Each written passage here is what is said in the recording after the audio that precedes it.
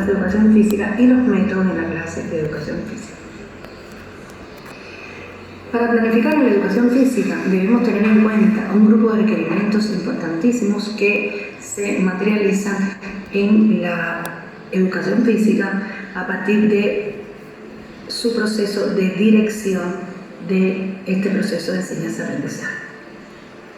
Y estos requerimientos son establecidos por López en el 2006, que plantea que entre los requerimientos básicos de la técnica de dirección de la clase de educación física se destaca la clara orientación del objetivo de la clase, la adecuada organización y preparación del material de la clase, la motivación y creación de un estado psíquico favorable para el desarrollo de la clase, el aprovechamiento óptimo del tiempo de la clase, la sistematización de los contenidos, habilidades y capacidad física en el proceso de enseñanza, la intensificación óptima del trabajo en la clase, la consolidación y profundización permanente de los conocimientos, hábitos y habilidades, y el control y autocontrol constante. Además de esto, otros autores como Viciana y 2006 plantean que para la planificación de la educación física se deben transitar 4 fases fundamentales: la fase de diagnóstico, la fase de diseño, la fase de realización y la fase de evaluación, haciendo énfasis fundamental en la fase de diagnóstico, donde se tienen que tener en cuenta las características de los alumnos, del centro, de la comunidad donde se esté desarrollando este proceso de enseñanza-aprendizaje. En la fase de diseño, donde precisamente se va a desarrollar el plan de clase de educación física, y en la fase de realización, donde se produce la intervención y si se materializa en la práctica esta clase, y la fase de evaluación, que es donde se van a comprobar todos los resultados que se obtienen a partir de ese diagnóstico, de ese plan de clase que fue concebido. Sí es importante tener en cuenta en estas etapas que la educación física no puede verse como una clase aislada, sino que la educación física la constituye un sistema de clases debidamente articulado. Y para comprender un poco mejor sobre la planificación de la educación física, vamos a trabajar sobre la estructura del plan de clase e ir puntualizando en cada uno de los aspectos que lo integran y los elementos distintivos que debe conocer el profesor en cada uno de ellos. Y partimos del encabezamiento de la estructura del plan de clase. En Cuba, específicamente el sistema cubano de educación física,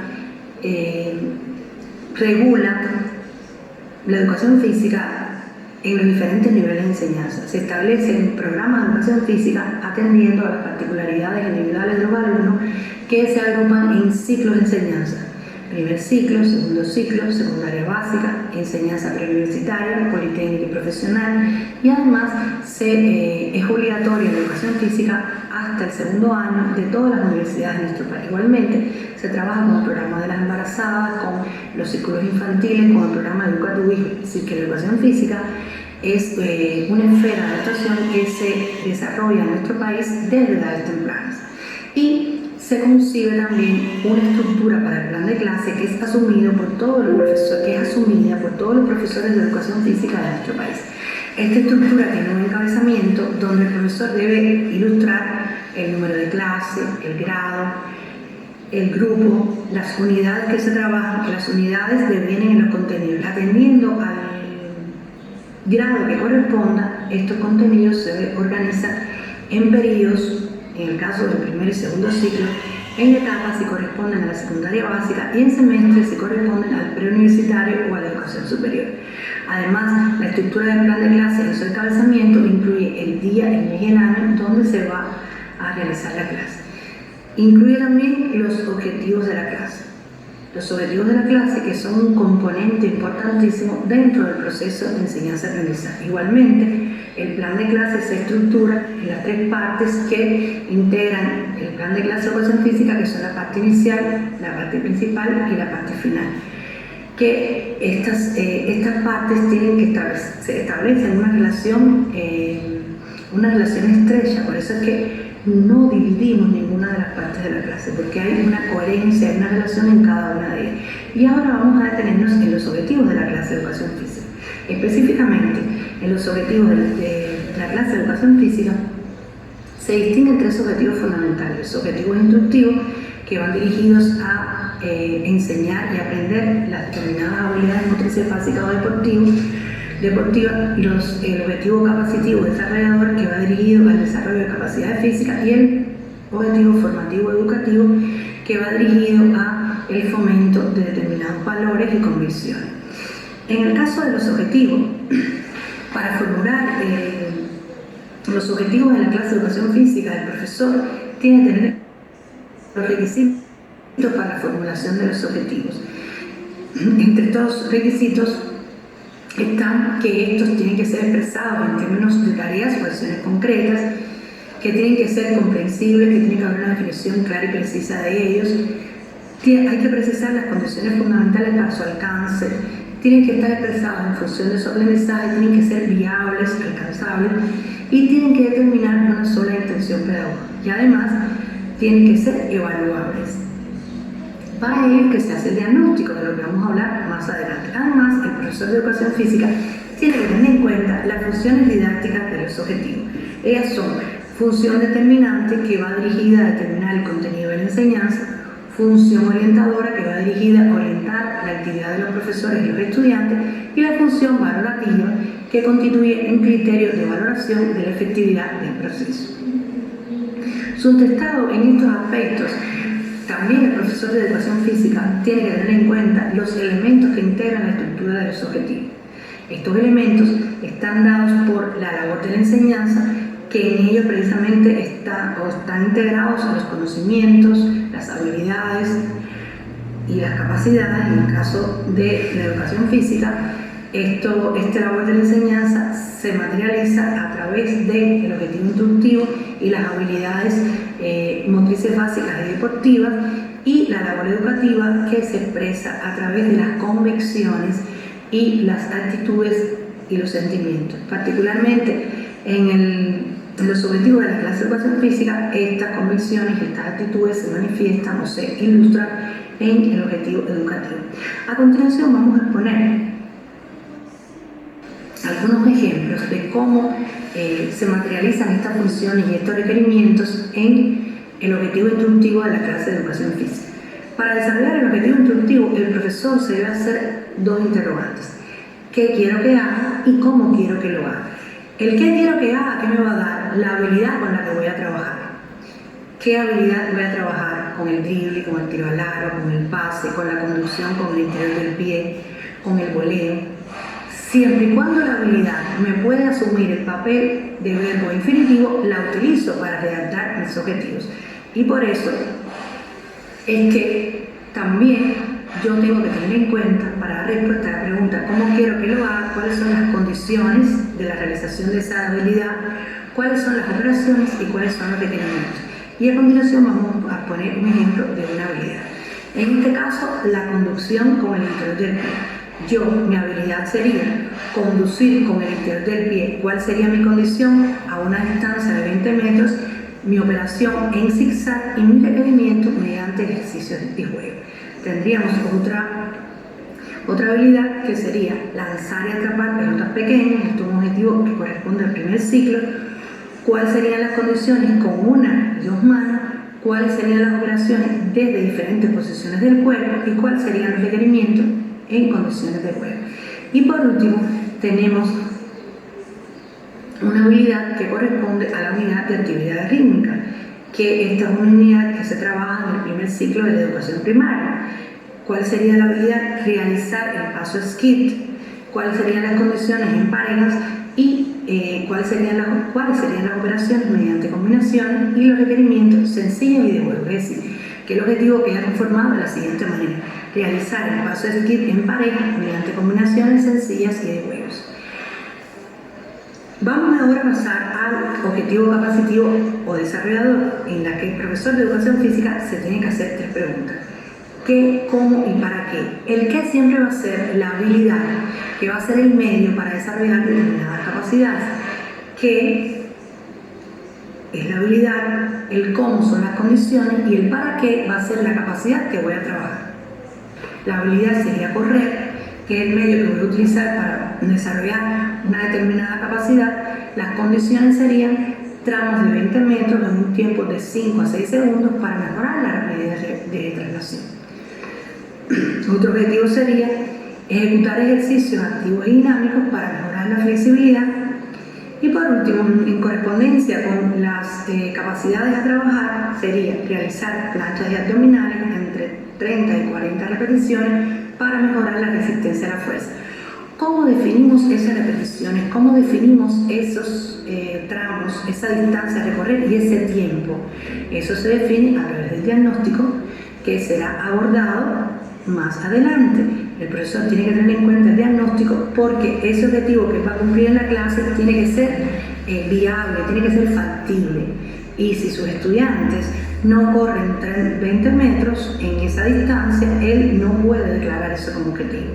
Igual que si sus estudiantes, cuando se hizo el diagnóstico, no llegan a realizar 30 y 40 repeticiones de plancha, pues eso no puede estar definido como objetivo. El profesor tiene que tener en cuenta el diagnóstico para poder concretar los objetivos de su clase, tanto el instructivo como el capacitivo. Y en el caso del objetivo educativo, este está condicionado por el fomento de determinados valores y convicciones, y este objetivo se materializa durante toda la clase, a excepción del capacitivo y el instructivo que se materializan en la parte principal de la clase. Una vez definidos los objetivos, vamos a ilustrar dentro de la estructura del plan de clase qué son las actividades. Las actividades son los contenidos que el profesor va a desarrollar en su clase, que esas actividades están declaradas en el programa de educación física que corresponde al grado en que se desempeña el profesor, y que para ello el profesor tiene que tener en cuenta las características psicomotrices de las edades que están registradas en ese programa, pero además teniendo en cuenta esta característica y los aspectos pautados, reglamentados por la Dirección Nacional de Educación Física en nuestro país, el profesor tiene que partir de un diagnóstico. Un diagnóstico que se va a realizar al inicio del curso, que va a ser un diagnóstico de habilidades motrices y un diagnóstico de capacidades. Este diagnóstico el profesor lo realiza al inicio del curso, pero tiene que darle consecución durante todo el curso, y al final va a repetir estas pruebas para ver cómo el estudiante, en qué medida el estudiante mejoró con relación a esa prueba inicial que el profesor realizó. Este diagnóstico en nuestro país consiste en las pruebas de eficiencia física. Las pruebas de eficiencia física que se tabulan con diferentes niveles 1, 2, 3 y 4 y sin nivel, atendiendo a los resultados que los estudiantes obtengan en las pruebas. Las pruebas que se diseñan en nuestro país para esto son las pruebas de flexibilidad, rapidez, planchas abdominales, salto de longitud, sin carrera de impulso y resistencia, que para el primero y segundo grado solamente se realizan flexibilidad, rapidez y salto largo sin carrera de impulso, y en el caso de el resto de los grados se realizan todas las pruebas. Difieren algunas distancias y difieren algunos aspectos metodológicos que vamos a ver. En todos los grados lo primero que se hace es evaluar o medir al sujeto, tallarlo y pesarlo. Y después se realiza una prueba de flexibilidad, una prueba de rapidez que consiste en la carrera de 30 metros hasta los 12 años y 50 metros a partir de los 13 años. Posterior a esto se realiza una prueba que evalúa la resistencia a la fuerza, que en este caso se hace en planchas y abdominales. Luego se realiza una prueba que evalúa la fuerza rápida, que es el salto de longitud sin carrera de impulso. Y por último se realiza la carrera de resistencia, que hasta los 12 años se corre 400 metros.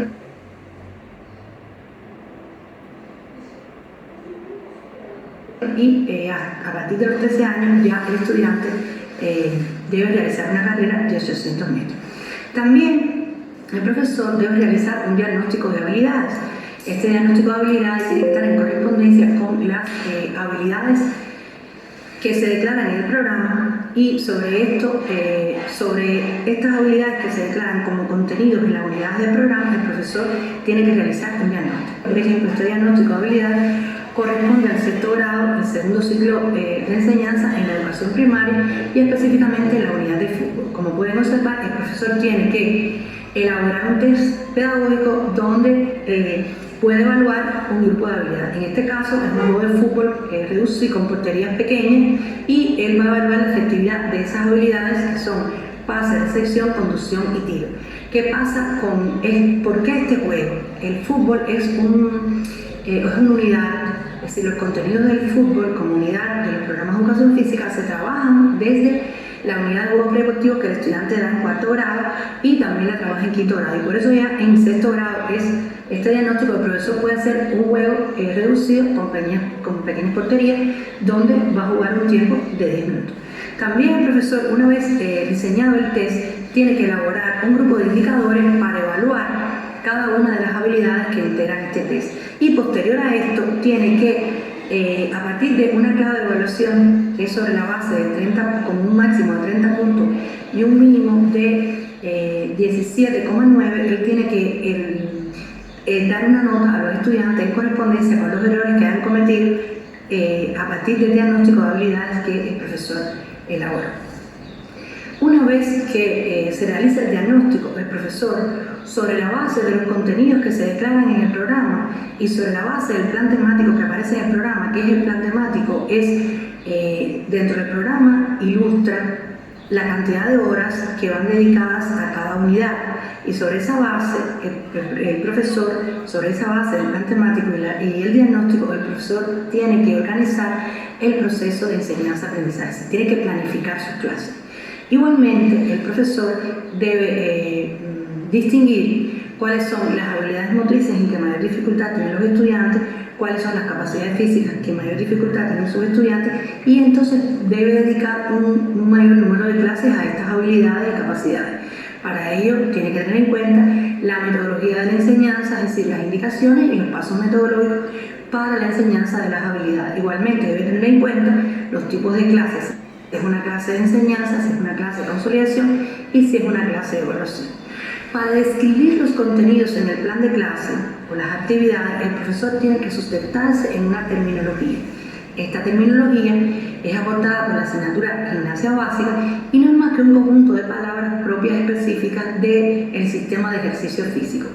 Estas palabras hacen posible la comunicación de forma oral y escrita. Y esta comunicación permite la interacción entre profesor-profesor, alumno-profesor y entre los propios alumnos. Para ello, el profesor en esta terminología debe detallar la posición inicial del ejercicio, la denominación del ejercicio, es decir, el término fundamental con que se describe el ejercicio, el término complementario y al final debe describir dónde terminó el ejercicio. La terminología o la forma que utilizamos para describir los ejercicios a través de la terminología adecuada se puede clasificar en 4. Hablamos de la forma generalizada, que es cuando no se exige la exactitud del movimiento, por ejemplo cuando decimos apoyos mixtos, asaltos sin indicar variantes posibles. La forma abreviada, que se utiliza para elaborar resúmenes y anotar ejercicios. Cuando ponemos brazos laterales utilizamos una B, un slash y la L, la A y la T. La forma concreta, que permite realizar con exactitud los ejercicios, las particularidades que pueden ser fundamentales, que definen el movimiento, por ejemplo cuclillas, asaltos, flexiones, y los términos complementarios cuando se concreta la forma de realización del movimiento, es decir, se indica la dirección, si el asalto es al frente, si el asalto es lateral, entre otros aspectos. Y por último, la forma gráfica, que la forma gráfica puede ser de contorno, de medio contorno y lineal, y hay un elemento distintivo que hay que tener en cuenta en la forma gráfica, y es que el profesor tiene que tener en cuenta la cabeza, que es la que indica el movimiento, si es de frente, si es de espaldas, si es lateral en este caso, si es hacia la derecha o es hacia la izquierda. A continuación, exponemos un ejemplo de la notación concreta en la notación lineal. Como pueden observar, en la notación concreta se describe la posición inicial, que es parado, piernas unidas, brazos abajo, y el movimiento fundamental, que es la semicuclilla, brazos abajo, y se define dónde termina el ejercicio, que es con la posición inicial. Y la gráfica lineal, pueden observar cómo se ilustra ese movimiento de forma gráfica e indica el movimiento de la cabeza. También podemos combinar estas formas y podemos utilizar la forma gráfica y la forma concreta. Ahí, por ejemplo, tienen algunos ejemplos de los apoyos mixtos al frente, atrás, a la derecha, entre otros aspectos. La terminología es importante en la clase de educación física y ella va a permitir al profesor describir los contenidos o actividades que aparecen en el plan de clase. Pero también la terminología es utilizada para describir los ejercicios de calentamiento, que son ejercicios de moderada intensidad que se realizan principalmente en la parte principal de la clase, donde los que tienen como objetivo fundamental obtener un estado óptimo de predisposición psicofísico y fisiológico para realizar los ejercicios que tenemos planificados en la parte principal. El calentamiento tiene objetivos fundamentales, sobre todo que van dirigidos a armonizar todos los sistemas funcionales para mejorar el rendimiento físico y deportivo de los alumnos en la clase, prevenir las lesiones y también prepara al organismo del individuo para recibir cargas con mayor intensidad en la parte principal. Y se conocen varios tipos de calentamiento, fundamentalmente el calentamiento activo, que puede ser general y específico, y el calentamiento pasivo, dentro que se utiliza sobre todo desde el punto de vista de la fisioterapia, que son las duchas calientes, los masajes, los ungüentos, las diatemias, los infrarrojos y la sauna. El calentamiento activo tiene dos formas fundamentales: por separado, continuo en cadena, y sobre la marcha y en el lugar. Para realizar este tipo de calentamiento sobre la marcha y en el lugar, el profesor tiene que tener en cuenta un grupo de aspectos metodológicos. Sobre la marcha, círculos de cabeza y torsiones, y en el lugar tiene que tener en cuenta las posiciones básicas, que son parado, arrodillado, sentado, apoyos mixtos, acostado y parados. Y dentro de parados él puede realizar carreras, puede realizar saltos y carreras. También, una vez ilustrado como parte del plan de clase la columna que va dirigida a las actividades y contenidos, pasamos a ilustrar la dosificación. La dosificación está dada en que el profesor tiene que darle a cada una de las actividades planificadas, cada uno de los contenidos, actividades planificadas, el tiempo que demanda esa actividad o la cantidad de repeticiones en dependencia de la capacidad que va a trabajar o la habilidad que va a trabajar o el tipo de clase que va a trabajar. Para ello tiene que tener en cuenta las características psicomotrices de las edades que están declaradas en el programa de educación física, atendiendo a los diferentes niveles de enseñanza. Tiene que tener en cuenta la carga física en la educación física. Debe tener en cuenta la relación trabajo-descanso, lo que va a permitir dosificar bien su tiempo de trabajo y va a permitir elevar la carga o realizar la siguiente repetición a los alumnos. Tiene que tener en cuenta también, que lo comentaba con anterioridad, el tipo de clase.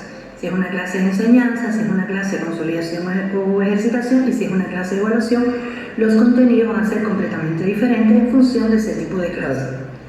Dentro del plan de clase se distingue las indicaciones organizativas y metodológicas. Las indicaciones organizativas constituyen formas y procedimientos organizativos que permiten organizar la clase para que se puedan cumplir los objetivos en el tiempo establecido. Además, hay un mayor aprovechamiento, mayor rendimiento, hay mayor efectividad, garantizando la variabilidad de acuerdo con los objetivos planificados. Las formas y procedimientos organizativos se utilizan en la clase de educación física atendiendo a las habilidades y capacidades a trabajar. En el caso de las formas organizativas, ellas son parejas, tríos, cuartetos, fila, hilera y círculo.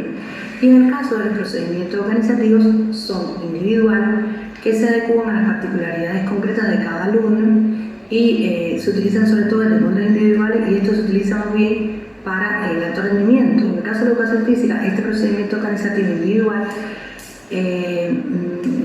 no es muy representativo que se utilice. ¿Por qué?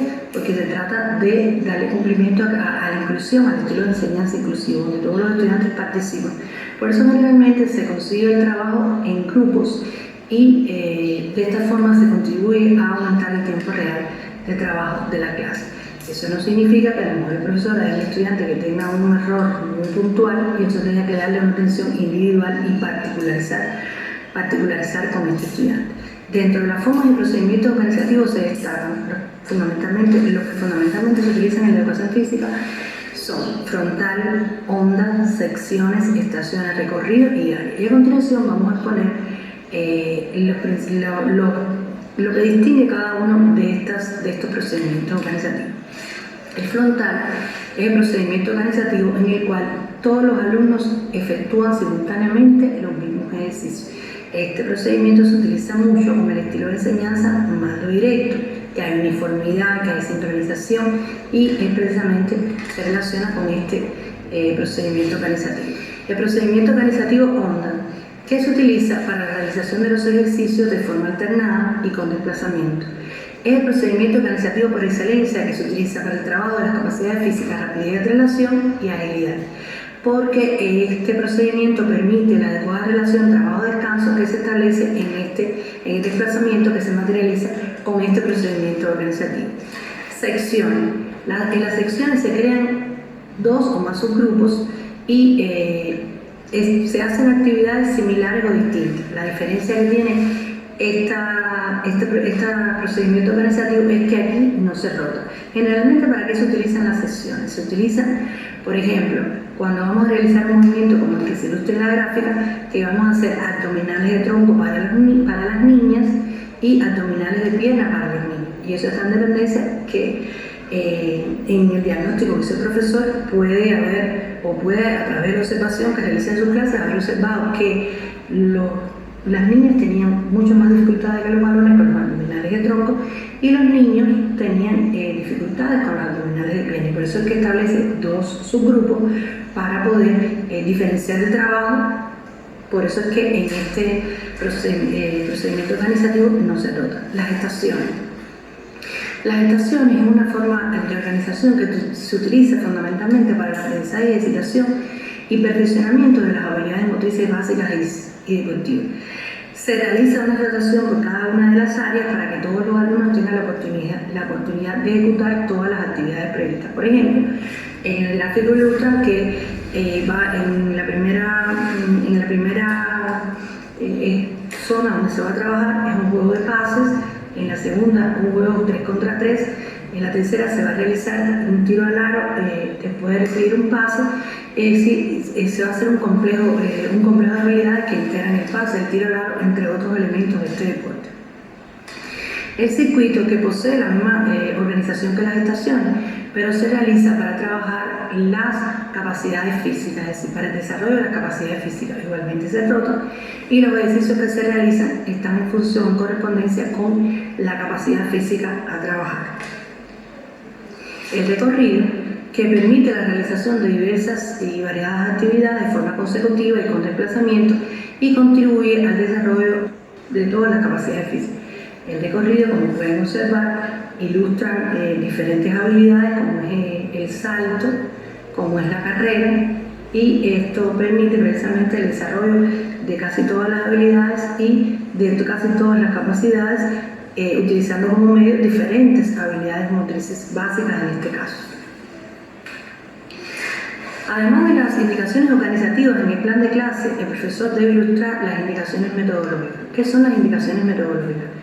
Son los métodos que utiliza el profesor para el aprendizaje y perfeccionamiento de las habilidades motrices deportivas y los métodos que utiliza el profesor para el desarrollo de las capacidades físicas. Todos estos métodos tienen que estar en correspondencia con la actividad o el contenido que el profesor haya planificado en su plan de clase. Además, las indicaciones metodológicas del profesor incluyen aquellos aspectos en que el profesor debe enfatizar para la adecuada realización del ejercicio, es decir, en cuanto a la colocación de las manos y los pies para realizar la ejecución de algún movimiento fundamental. En cuanto a los métodos para el aprendizaje y perfeccionamiento de las habilidades motrices deportivas y motrices básicas, generalmente en educación física se retoman los métodos clásicos establecidos por Van Bief y retomados por Ruiz en el 2006, que plantea que estos métodos son sensoperceptuales, verbales y prácticos. ¿Cuáles son los sensoperceptuales? Ellos son los visuales directos, los visuales indirectos, los auditivos y los propioceptivos. ¿Cuáles son los verbales? La explicación, la narración, la descripción y el orden. Y los prácticos, que dentro de los prácticos aparecen métodos para el aprendizaje, dentro de los que se destacan del todo global o sintético, que se utiliza cuando vamos a enseñar una habilidad que para su enseñanza debemos enseñarla con el movimiento completo, no podemos fragmentarlo en partes. Si se fragmenta en partes, entonces podemos utilizar el método de las partes global o fragmentario global o analítico, asociativo y sintético. Para el perfeccionamiento generalmente se utiliza el método de repetición estándar, de repetición variable, el juego y la competencia. Y en el contexto de la educación física utilizamos, mediante la integración de muchos de estos métodos, el método explicativo demostrativo, que es un método clásico por excelencia que debe utilizar el profesor de educación física. En cuanto a los métodos que se recomiendan para las habilidades motrices, vamos a puntualizar atendiendo al tipo de clase y vamos a integrar algunos de los elementos que anteriormente hemos visto sobre las formas de procedimiento organizativo y el orden metodológico. Como pueden observar, cuando es una clase de enseñanza, se recomiendan fundamentalmente el método explicativo demostrativo y los visuales directos e indirectos, los propioceptivos, el global, analítico y sintético, el global o del todo y analítico, asociativo y sintético, y el regresión, que puede ser estándar o variable. Igualmente, para la clase de consolidación se utiliza el regresión estándar y variable, el de juego y de competencia. Y se recomiendan, dentro del procedimiento organizativo, utilizar para la enseñanza de las habilidades y para la consolidación los procedimientos organizativos frontal, onda, estaciones, secciones, hilera, fila y disperso. Y se recomienda en las clases de enseñanza trabajar al inicio de la parte principal, y en el caso de las clases de consolidación se recomienda trabajar al inicio o al final de la parte principal en correspondencia con la capacidad física que se va a trabajar. Si nosotros vamos a trabajar, por ejemplo, la rapidez en una clase de educación física, primero se trabaja la rapidez y después se trabaja el contenido que se va a consolidar. En el caso de los métodos para el desarrollo de las capacidades físicas, debemos partir de la clasificación de las capacidades físicas. Y ahí igualmente se le toma la clasificación de Ruiz en el 2006, que a su vez es puntualizada por Collazo en el 2020, que plantea que las capacidades condicionales son fuerza, rapidez y resistencia. Las coordinativas son generales o básicas, especiales y complejas, y que cada una tiene sus particularidades, y la flexibilidad puede ser activa y pasiva, y a su vez estática o dinámica. La fuerza se divide en fuerza máxima, rápida, explosiva, resistencia a la fuerza rápida y resistencia a la fuerza. No todas estas manifestaciones se materializan en la educación física. La rapidez se clasifica en rapidez de acción, que estas a su vez pueden ser simples y complejas, rapidez de traslación y resistencia a la rapidez. La resistencia anaerobia se clasifica en corta, media y larga, igual que la anaerobia, atendiendo a la duración de la actividad, y las coordinativas se hace mucho énfasis, sobre todo en la educación física, en todas ellas, y en las especiales que garantizan la anticipación, la diferenciación, el ritmo, el equilibrio, el acoplamiento y la precisión. Son las denominadas capacidades coordinativas especiales, las que todas integradas posibilitan al sujeto de aprender y perfeccionar la acción motriz sobre la base del ritmo del aprendizaje motor y la agilidad. En cuanto a los métodos para el desarrollo de las capacidades físicas, se distinguen en el caso de la fuerza, y en la educación física específicamente no se trabaja la fuerza máxima, se trabaja fuerza explosiva, fuerza rápida, resistencia a la fuerza, y se distingue el método explicativo demostrativo y repetición estándar y variable. Se recomienda el trabajo de la fuerza con las formas de procedimiento organizativo frontal y disperso, y también en el caso de la fuerza explosiva, en el caso de la fuerza rápida, frontal y circuito, que deben realizarse entre 4 y 6 zonas de trabajo, y en la resistencia a la fuerza frontal y el circuito, que deben realizarse de 6 a 8 zonas de trabajo.